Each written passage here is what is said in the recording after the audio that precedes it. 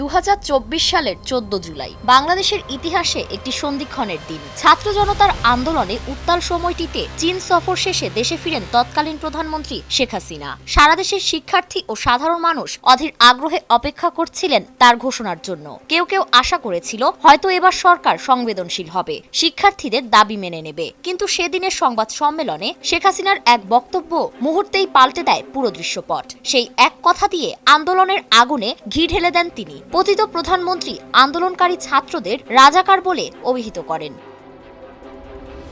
তার এই একটিমাত্র শব্দ রাজাকার ছুরি হয়ে গেঁথে যায় লাখো শিক্ষার্থীর হৃদয়ে। রাত তখন 10টা। ঢাকা বিশ্ববিদ্যালয়ের হলগুলো অন্ধকারে ঢাকা, বিদ্যুৎহীন। দিনের বিক্ষোভের রেশ তখনও বাতাসে জ্বলছিল। এই নিস্তব্ধ অন্ধকারেই গর্জে উঠে বিজয় 71 হল। পদ্মা ভবন থেকে প্রথম উচ্চারিত হয় সেই ঐতিহাসিক স্লোগান, তুমি কে আমি কে, রাজাকার রাজাকার, কে বলেছে কে বলেছে, স্বৈরাচার স্বৈরাচার। এই স্লোগান মুহূর্তেই ছড়িয়ে পড়ে পুরো ক্যাম্পাসে, ছড়িয়ে পড়ে সারা দেশে। হল থেকে হল, শহর থেকে শহর, তরুণদের মুখে মুখে ছড়িয়ে পড়ে এই স্লোগান।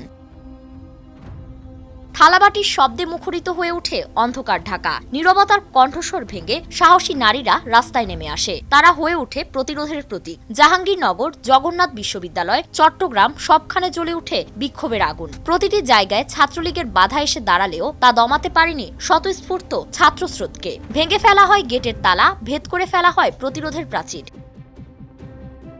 এদিন ঢাবির রাজপথে নেমে আসে হাজারো শিক্ষার্থী। একে একে যোগ দেন সাধারণ মানুষ ও বিভিন্ন বিশ্ববিদ্যালয়ের প্রতিনিধিরা। চট্টগ্রামে বিক্ষোভে হামলা চালায় ছাত্রলীগ, কিন্তু প্রতিবাদের আগুন আরো বেশি জ্বলে ওঠে। একই দিনে ছাত্ররা পদযাত্রা করে বঙ্গভবনের উদ্দেশ্যে। রাষ্ট্রপতির কাছে স্মারকলিপি দিতে যায় 12 সদস্যের প্রতিনিধি দল। আন্দোলনের সমন্বয়ক নাহিদ ইসলাম সেদিন বলেন, সরকার থেকে কোনো আশ্বাস পাচ্ছি না। রাষ্ট্রের অভিভাবক রাষ্ট্রপতি যেন এক দফা দাবির ভিত্তিতে প্রয়োজনীয় আইন পাশের পদক্ষেপ নেন। প্রয়োজনে সংসদে জরুরি অধিবেশন ডাকা হোক। তারা 24 ঘন্টার মধ্যে দৃশ্যমান পদক্ষেপ না পেলে পরবর্তী কর্মসূচি ঘোষণা করার সিদ্ধান্ত নেন।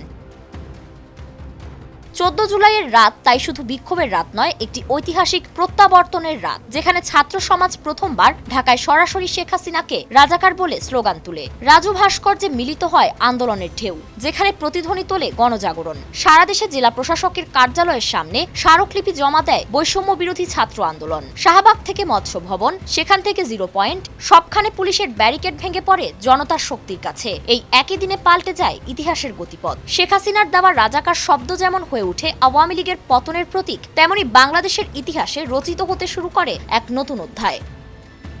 ফারিন রহমান প্রীতি, নয়া দিগন্ত।